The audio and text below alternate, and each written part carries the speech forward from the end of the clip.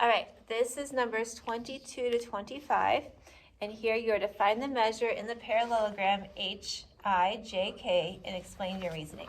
So the first one we're supposed to find out is HI.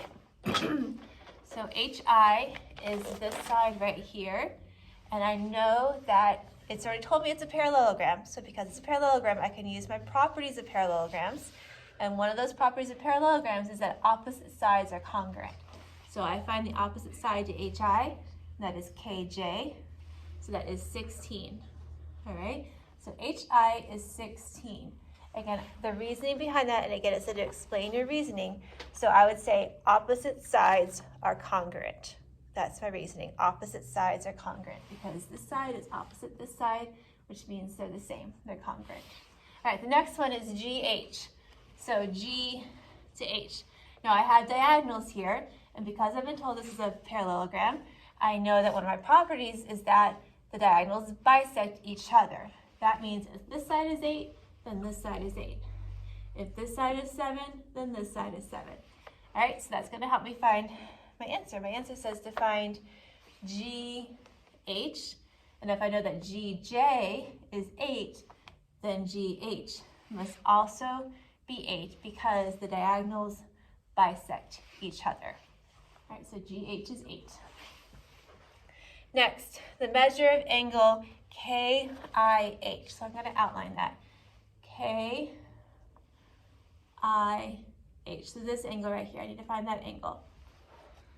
All right, so I know the measure of this angle right here, IKJ. So this angle right here I know is 28 degrees. Now, since I've been told this is a parallelogram, I know that opposite sides are parallel. So I have this going. I'm going to extend my opposite sides, all right? I know those are parallel, and notice this diagonal here forms a transversal, all right, which cuts through that. That means if I have a set of parallel lines with a transversal, it must mean I have alternate interior angles.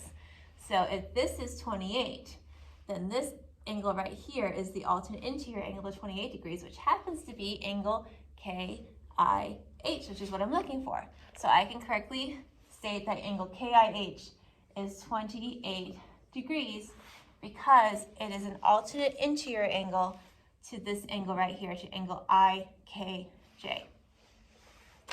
All right, and that marker's running out.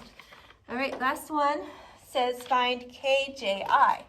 So angle KJI, right here, this angle.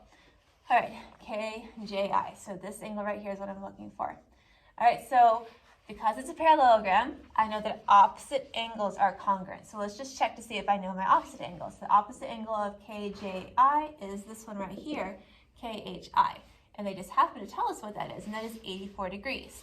So if this angle over here is 84 degrees, then angle KJI must also be 84 degrees. So the answer there is 84 degrees because opposite angles are congruent. So you'd want to write that out. I'm not going to take the time to write that, but that is the reasoning. So one more time, HI is 16 because opposite sides are congruent. GH is 8 because the diagonals of a parallelogram bisect each other.